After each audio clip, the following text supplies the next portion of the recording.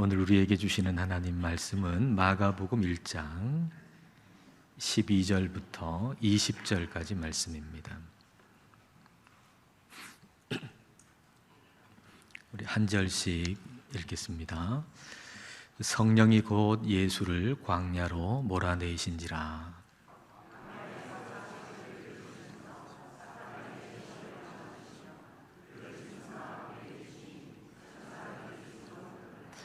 요한이 잡힌 후 예수께서 갈릴리에 오셔서 하나님의 복음을 전파하여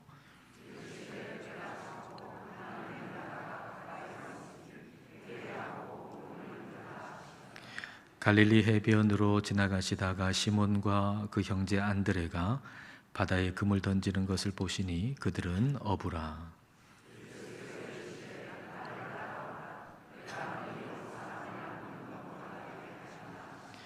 곧 그물을 버려두고 따르니라.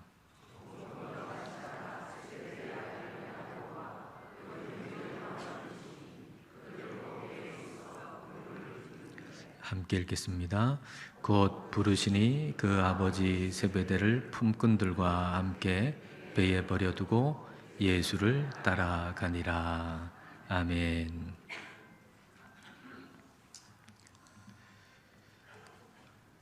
시지푸스의 형벌 이야기를 여러분 아실 겁니다. 시지푸스가 받은 형벌은 아주 큰 바위돌을 산 꼭대기로 굴려서 올리는 것입니다. 근데 산 꼭대기에 그 바위를 굴려서 올려놓으면 그 바위는 다시 아래로 굴러 내려갑니다. 그리고 다시 또 산 밑에서 그 큰 바위를 굴려가지고 산 정상으로 또 올려놓죠. 그러면 그 바위가 또 다시 또 내려갑니다. 이걸 계속해서 반복하는 것이죠. 자, 이런 상황에서 가장 고통스러운 것은 무엇일까요? 그 큰 바위를 산 정상까지 굴려 올릴 때의 육체적인 고통, 이것도 참 고달픔이겠지만 더 큰 고달픔은 그 일에서 의미를 찾을 수 없다는 것입니다. 우리의 삶에서 가장 힘든 상황은 그 상황에서 의미를 찾을 수 없을 때입니다. 우리의 인생의 고난과 시련, 인생의 광야, 그 자체가 힘들기도 하지만 사실 더 힘든 것은 그 광야의 의미를 모르고 그곳에, 그 광야에 있어야 한다는 겁니다. 고통이 의미를 찾으면 고통은 더 이상 고통이 아니죠. 그리고 의미라고 하는 것은 방향에서 생기는 겁니다. 그러니까 광야의 의미라고 하는 것은 그 광야를 읽는 방향에서 생기는 겁니다. 오늘 본문에서 예수님 광야에 계시잖아요. 근데 그 광야를 어떻게 읽어야 할까요? 11절에 하나님께서 주시는 음성을 가지고서 12절에 광야를 읽어야 합니다. 11절, 12절 말씀을 우리 같이 읽겠습니다. 하늘로부터 소리가 나기를 너는 내 사랑하는 아들이라 내가 너를 기뻐하노라 하시니라. 성령이 곧 예수를 광야로 몰아내신지라. 나는 너를 사랑한다. 내가 너를 기뻐한다. 라는 하나님의 음성을 가지고서 광야를 읽어야 합니다. 근데 우리는 광야를 가지고서 하나님을 읽을 때가 때때로 있습니다.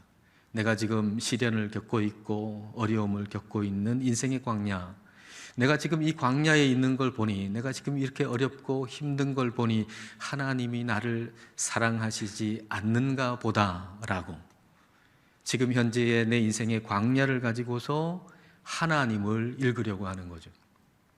그렇게 해서는 우리의 인생의 광야의 의미를 결코 알 수가 없습니다. 내가 너를 사랑한다, 내가 너를 기뻐한다 라고 하는 하나님의 말씀을 가지고서 광야를 해석해야 합니다. 나를 사랑하시는 하나님, 나를 기뻐하시는 하나님께서 나를 내 인생의 광야 가운데 두셨다면 거기에는 분명한 하나님의 의도가 있는 것입니다. 예수님을 광야로 몰아가신 주체는 다름 아닌 성령 하나님이십니다. 그럼 광야를 영화에 비유해 본다면 그 광야라고 하는 영화, 그 영화의 주인공이 마치 사탄 같아요. 사탄이 주도권을 가지고서 자기 마음대로 뭔가 하는 것 같은 사탄이 주연 배우인 것처럼 보이지만 사실 그 영화의 감독은 성령 하나님이십니다. 여러분 삶에 지금 일어나고 있는 일들, 그것이 하나님과는 거리가 먼 그 어떤 것이 주도권을 가지고 여러분의 인생을 이리저리 움직이고 있는 것처럼 보일 때가 있습니다. 그러나 기억할 것은 그 모든 일의 감독이 우리 하나님이시라는 겁니다. 성령님이 예수님을 광야로 몰아내셨습니다. 성령 하나님께서 예수님을 광야로 쫓아내셨습니다.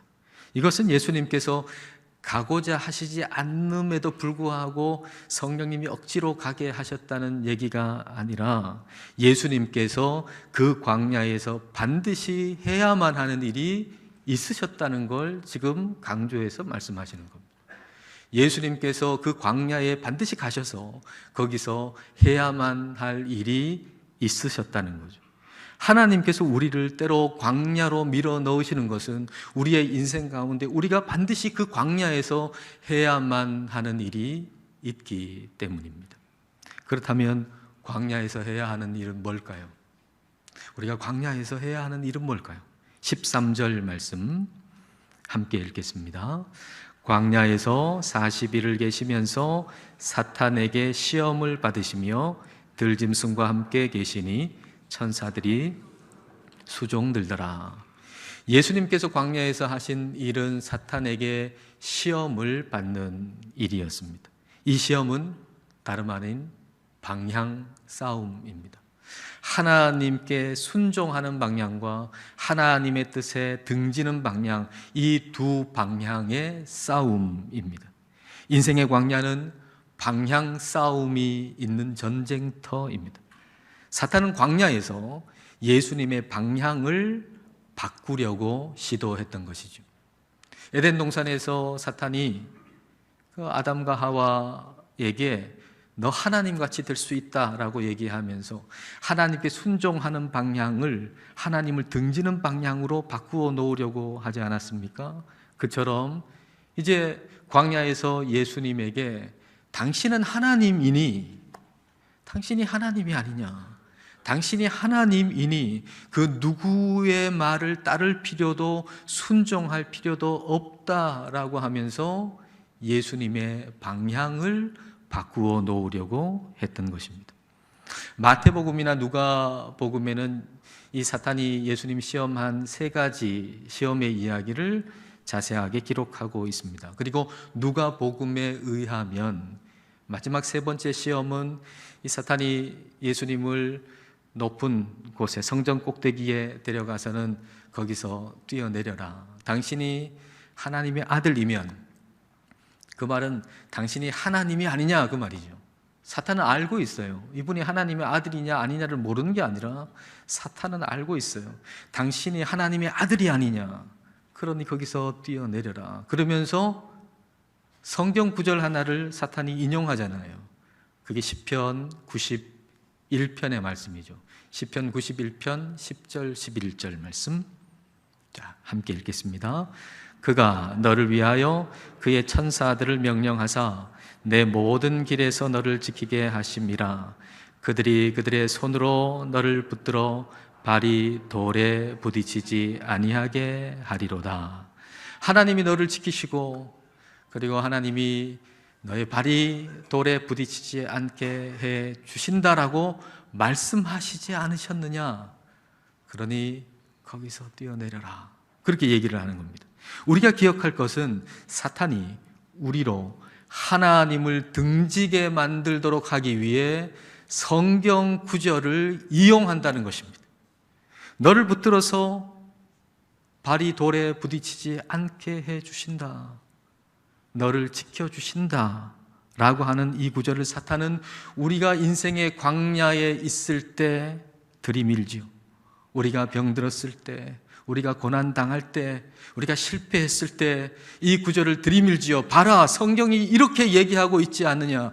그 하나님은 어디 계시냐. 하나님이 너를 지킨다고 하셨고 하나님이 너의 발이 돌에 부딪히지 않게 하신다 그랬는데 도대체 네 모습을 한번 봐라. 하나님이 계시기나 한 거냐? 라고 그 성경을 가지고 하나님을 등지게 만들려는 겁니다. 성경 구절이 오히려 내게 하나님을 의심하게 만들 때가 있는 거죠. 여러분이 성경을 읽을 때, 들을 때 성경 구절이 나로 하여금 하나님을 오히려 의심하게 만들 때가 있어요. 그럴 때 우리는 어떻게 해야 할까요? 예수님께서 사탄이 성경 구절 가지고서 시험할 때, 시편 91편을 가지고 시험할 때 예수님은 또 다른 구절, 신명기 6장의 말씀을 가지고서 대응하셨습니다. 예수님께서 하신 말씀 신명기 6장 16절. 자, 함께 읽을까요? 너희의 하나님 여호와를 시험하지 말고. 하나님을 시험하지 말아라. 여러분, 우리가 한 구절만으로 방향을 정해서는 안 됩니다. 한 구절과 또 다른 구절, 또 다른 구절을 함께 봐야 우리는 방향을 잃지 않습니다. 하나님께서 지키신다 그랬어요. 하나님께서 우리의 발이 돌에 부딪히지 않게 하신다 그랬어요. 이것은 우리가 다치지도 않고 사고도 없고 병도 걸리지 않고 실패도 없다는 말이 결코 아닙니다.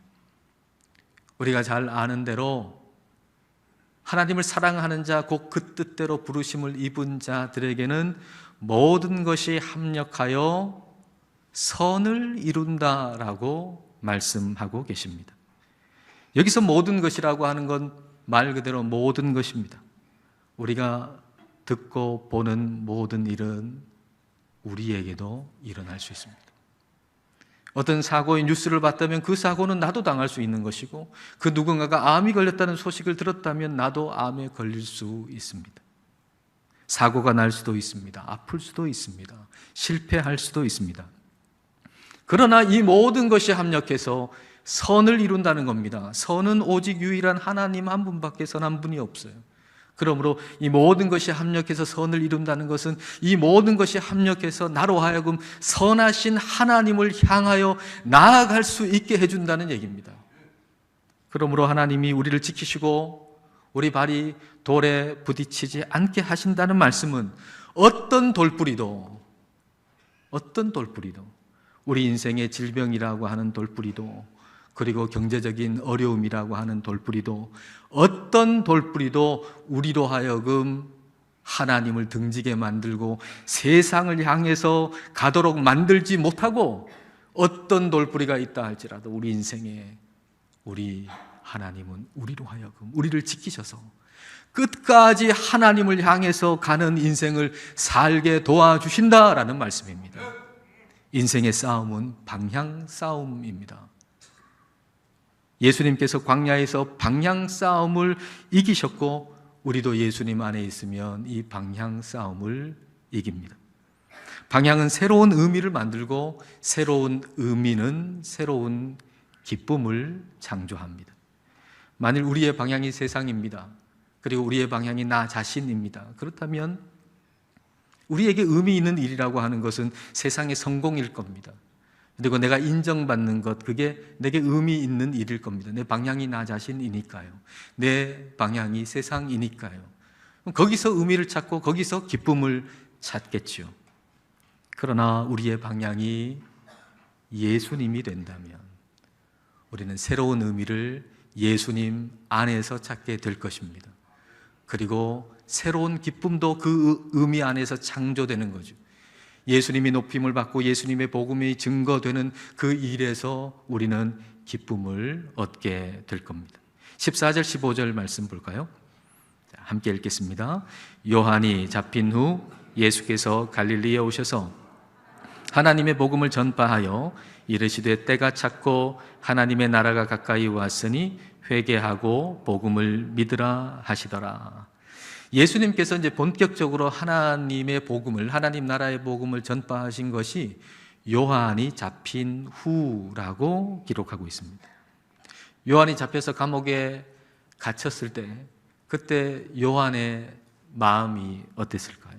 만일 요한이 자기 자신을 향해 있었고 세상을 향해 있었다면 그 안에서 의미를 찾을 수가 없었을 겁니다.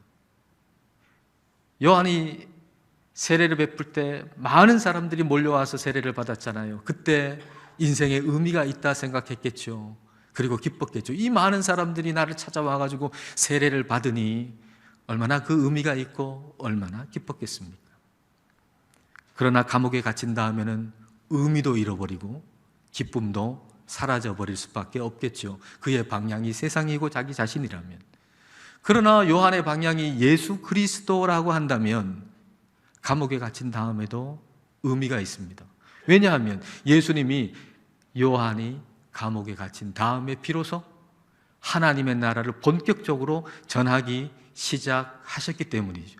예수님이 하나님의 나라를 전하는 그 일로 인해서 요한은 거기에 의미를 가지고 그리고 기뻐할 수 있는 것입니다. 이렇게 주님을 향해 있을 때의 기쁨이 진짜 기쁨이라는 것이죠. 성 프란체스코를 여러분 아시죠? 바울 이후에 예수님을 가장 많이 닮은 사람이라고 그렇게 인정되는 사람 성 프란체스코입니다. 그런데 어느 날 이 프란체스코가 이제 기록을 하는 사람을 불러가지고 내가 참된 기쁨이 뭔지 말할 테니까 기록하십시오 이렇게 말을 합니다. 그리고 얘기를 합니다. 어느 소식을 전달하는 사람이 와가지고는 교수들 그리고 고위 성직자들 그리고 왕들이 우리 수도회에 들어왔다고 소식을 전할 때 그때 그것이 참된 기쁨이 되지 않는다고 기록하십시오. 그리고 마찬가지로 우리 형제들이 믿지 않는 비신자들에게 가가지고 복음을 전하고 그 사람들이 이제 우리 수도회로 많은 사람들이 몰려오게 되고 그리고 내가 병을 고치고 또 놀라운 어떤 기적을 행하는 그 은사를 하나님이 나한테 주셨다라고 하는 그런 소식을 전한다 할지라도 그게 참된 기쁨이 아니라고 기록하십시오. 그렇게 기록하는 사람이 기록하다가 그러면 참된 기쁨이 뭡니까? 그런 게 참된 기쁨이 아니면 참된 기쁨이 뭡니까? 하고 묻죠. 그러자 프란체스코가 이렇게 또 말합니다. 내가 먼 길을 걸어서 이제 밤에 여기에 도착했습니다. 그때는 아주 한겨울 추운 겨울이고 그리고 길은 진흙길이고 그래서 내가 입은 옷에 물이 젖었는데 그게 얼어서 고드름이 되고 그리고 그 고드름이 내 다리를 쳐가지고 상처가 나고 피가 흘러내립니다. 그리고 그렇게 먼 길을 와서 이제 문을 두드립니다. 그때 한참 문을 두드린 다음에야 형제 하나가 나와서 누굽니까? 라고 묻지요. 그때 나는 프란체스코입니다 라고 대답을 합니다. 그럴 때 그는 썩 물러가거라 그렇게 얘기를 합니다. 그때 다시 한번 애원하고 애원했더니 그 사람이 또 얘기를 합니다. 썩 물러가시오. 우리에게는 아주 훌륭한 사람, 좋은 사람이 많으니까 당신 같은 사람은 필요 없어. 썩 물러가시오. 그래서 또 애걸합니다. 오늘 밤만이라도 나를 좀 받아주십시오. 하나님의 사랑으로 나를 좀 받아주십시오. 그랬더니 그 사람이 하는 얘기가 그럴 수 없어. 딴 데 가서 알아보시오. 당신 같은 사람은 받아줄 수 없어 하고 그렇게 쫓아냅니다. 이러한 경우 만약 내가 인내를 가지고 마음의 평정을 잃지 않는다면 바로 여기에 참된 기쁨이 있습니다. 이렇게 얘기를 했어요. 여러분 프란체스코가 하는 이 얘기를 방향이라고 하는 단어를 가지고 여러분 한번 생각해 보십시오. 내가 이끄는 수도원이에요. 내가 이끄는 수도원에 유명한 사람들이 많이 오고 그리고 믿지 않는 사람들이 이제 믿게 돼서 많이 들어올 때 그리고 병을 고치고 놀라운 기적이 일어나고 사람들이 그렇게 해서 많이 올 때 그때에는 내가 오롯이 하나님을 향해 있지 않더라도 기쁠 거 아닙니까? 여러분의 삶에 여러분이 하고자 하는 일들이 잘 되고 성공하고 그리고 여러분 건강할 때 여러분이 오롯이 하나님을 향해 있지 않더라도 기쁠 거 아닙니까? 여기 애광교회에 많은 사람들이 몰려온다면 제가 하나님께 오롯이 향해 있지 않더라도 기쁠 거 아닙니까? 그 일이 잘못됐다는 얘기가 아니라 방향을 얘기하는 거죠. 그러나 내가 완전히 멸시받고 무시받을 때 기쁠 수 있는 것은 내가 오롯이 예수 그리스도를 향하지 아니하면 기쁠 수 없는 일이라는 거예요. 내가 무시를 받고 있어요. 아무도 인정해 주지 않아요.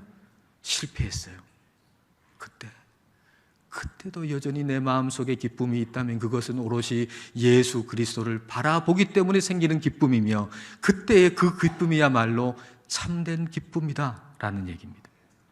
참된 기쁨은 환경에서 오는 것이 아니라 방향에서 오는 것입니다. 그러므로 우리가 점검해야 될 것, 그것은 바로 방향입니다. 예수님으로 인한 기쁨이 우리에게 없다면 우리는 하나님의 나라를 등지고 있기 때문일 겁니다. 때가 찼고 하나님 나라가 가까웠다 그랬습니다. 그런데 하나님 나라가 가까웠다는 것을 아는 사람은 하나님 나라를 향해 있는 사람입니다. 등지고 있으면 아무리 가까이 와도 몰라요. 가까이 오던 것이 내 등짝을 확 내리칠 때 그때 비로소 이게 왔구나라고 하는 걸 알죠. 하나님 나라가 가까이 왔다는 것을 아는 사람은 하나님 나라를 향해 있는 사람이에요. 그래서 하나님 나라를 향해 있는 사람은 하나님의 나라가 얼마나 빠른 속도로 우리를 향해서 다가오고 있는지를 아는 것입니다. 예수님은 지금 우리에게 방향을 바꾸라고 얘기하는 거예요. 방향을 바꾸라. 지금 오고 계시는 하나님의 나라를 향해서 방향을 바꾸라는 겁니다. 회개하라라고 하는 것도 역시 방향을 바꾸라는 거죠. 세상을 따라가지 말고 예수님 따라가라고 방향을 바꾸라고 말씀하시는 겁니다. 16절부터 18절을 보십시오. 갈릴리 해변으로 지나가시다가 시몬과 그 형제 안드레가 바다에 그물 던지는 것을 보시니 그들은 어부라. 예수께서 이르시되 나를 따라오라. 내가 너희로 사람을 낚는 어부가 되게 하리라 하시니 곧 그물을 버려두고 따르니라. 시몬 베드로와 안드레에게 예수님 가셔서 나를 따라오라 그랬어요. 그랬더니 그들이 즉시 곧 그물을 버려두고 예수님을 따랐다는 것입니다. 여러분, 마가복음은요 굉장히 간결합니다. 마가복음은 장황하게 설명하지 않고 핵심만 이야기합니다. 마가가 성령님께서 마가를 통해서 지금 핵심적으로 이야기하시는 것은 예수님께서 우리를 부르실 때 우리가 해야 할 단 한 가지 일, 그것은 예수님께 순종하는 것뿐이다 라는 거예요. 마가는 아주 간결하게 우리에게 말씀하고 계세요. 예수님이 너를 부르시느냐? 그러면 즉시 예수님을 따라라. 그것 외에는 없다. 예수님이 우리를 부르실 때 우리가 해야 할 단 한 가지 일, 그것은 순종하여 그분을 따르는 것밖에 없다. 그걸 말씀하시는 거죠. 한 방향으로 가기 위해서 다른 방향과 멀어져야 합니다. 서울로 가기 위해서는 부산과 멀어져야 합니다. 부산과 멀어지지 않은 채 서울로 가까이 가는 길은 없습니다. 예수님께 가까이 가기 위해서 멀어져야만 할 것이 있습니다. 예수님께 가까이 가기 위해서 버려야 할 것이 있단 말입니다. 19절, 20절 같이 읽겠습니다. 조금 더 가시다가 세베대의 아들 야고보와 그 형제 요한을 보시니 그들도 배에 있어 그물을 깁는데 곧 부르시니 그 아버지 세베대를 품꾼들과 함께 배에 버려두고 예수를 따라가니라. 예수님을 따라가려면 아버지와 품꾼과 배와 멀어져야 합니다. 멀어진다고 하는 것은 꼭 물리적인 거리가 멀어져야만 멀어지는 것이 아니라 목적이 바뀌는 것도 멀어지는 거죠. 목적이 바뀌면 이전에 가지고 있던 목적과 멀어지게 되는 것입니다. 베드로, 안드레, 야고보, 요한 이런 어부에게 예수님은 나를 따르라 하면서 말씀하시기를 너희를 사람 낚는 어부가 되게 하겠다고 말씀하셨어요. 다시 말하면 너의 인생의 목적을 바꾸시겠다는 겁니다. 사람을 낚는 어부라고 번역된 헬라어를 직역하면 사람의 어부입니다. 낚는다는 말은 없습니다. 사람의 어부, 즉 물고기가 목적인 어부가 아니라 사람이 목적인 어부가 되게 하겠다는 거죠. 사람을 건져 올리는 어부, 사람을 살리는 어부가 되게 하겠다는 것입니다. 목적을 바꾸겠다는 거예요. 예수님의 목적이 사람 아닙니까? 예수님이 이 땅에 오신 목적이 뭡니까? 우리를 건지려고 오신 거죠. 예수님의 목적이 사람입니다. 누가복음 19장 10절 말씀. 자, 예수님이 온 것이 목적이 뭔가 말씀하시잖아요. 자, 같이 읽겠습니다. 인자가 온 것은 잃어버린 자를 찾아 구원하려 함이니라. 예수님은 한 영혼을 바라보고 계세요. 한 사람을 바라보고 계세요. 어부가 예수님을 따르면 사람의 어부가 된다는 겁니다. 예수님을 따르면 예수님이 바라보시는 사람을, 예수님이 바라보시는 영혼을 바라보게 된다는 거죠. 예수님이 목적하시는 바를 목적하게 되는 사람이 된다는 것입니다. 회사원이 예수님을 따르면 사람의 회사원이 됩니다. 그동안에는 돈을 목적으로 그 회사를 다녔다면 이제 예수님을 따르게 되면 그 회사에 사람을 건지기 위해서 그 회사를 다니는 사람의 회사원이 되는 거죠. 학교를 다니는 사람이 예수님을 따르면 사람의 학생, 사람의 교사가 되는 거죠. 그 학교를 다니는 목적이 그 학교에 있는 사람을 건지기 위해서, 그 학교에 있는 사람을 살리기 위해서 그 학교를 가는 것입니다. 주부가 예수님을 따르면 사람의 주부가 되는 거죠. 즉 자신의 부모님 그리고 남편, 자녀들을 건져 올리는 주부가 되는 것입니다. 예수님을 향하여 방향을 바꾸면 다른 이의 방향을 바꾸는 사람이 됩니다. 멸망을 향해서 가는 사람을 생명으로 가게 만드는 사람 살리는 사람이 되는 것입니다. 인생의 문제는 방향의 문제입니다. 우리 인생의 문제는 다른 게 아닙니다. 우리의 인생의 문제는 방향의 문제입니다. 그런데 우리의 인생의 유일한 길은 예수 그리스도밖에 없습니다. 그래서 예수 그리스도 안에서만 방향의 문제를 해결할 수 있습니다. 예수님 안에서 방향의 문제, 그 싸움에서 여러분 이기십시오. 지금 여러분 가운데 방향 싸움이 있는 분이 있을 겁니다. 예수 그리스도 안에서 방향 싸움에 이기십시오. 그리고 여러분의 방향만 바뀔 뿐만 아니라 다른 많은 사람들의 방향이 예수님으로 향해 갈 수 있도록 돕는 의미 있는 인생 다 되시기를 주님의 이름으로 축복합니다. 기도하시겠습니다. 이 시간 우리 기도하실 때 방향을 생각해 보십시다. 내 삶에 의미가 없다고 여기는 것이 방향이 잘못된 탓은 아닐지를 생각해 봅시다. 내 삶에 기쁨이 없는 것이 내 인생의 방향이 나에게만 향해 있기 때문은 아닌지를 생각해 봅시다. 내 인생의 방향이 예수님께 순종하는 방향인가? 아니면 주님을 등진 방향인가를 생각해 봅시다. 그리고 기도합시다. 오롯이 주님만을 향해 살기를 기도합시다. 주님만을 향하여 살아 주님께로부터 오는 의미, 주님께로부터 오는 기쁨을 누리게 하시고 또 다른 이의 방향을 멸망에서 생명으로 바꾸게 하는 사람이 되기를 이 시간 함께 기도하시겠습니다.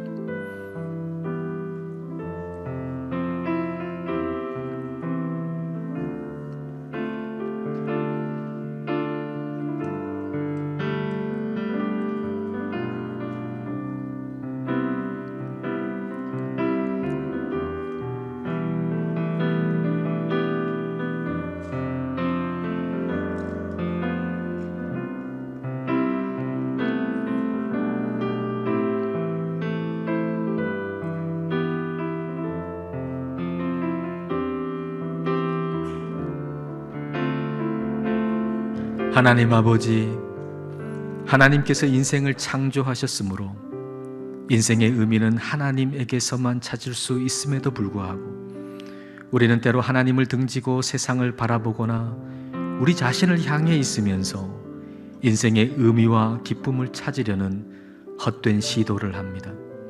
성령님, 저희들의 방향이 바뀌기를 원합니다. 예수 그리스도를 향해 생각을 틀고 마음을 틀고 몸을 틀게 하옵소서.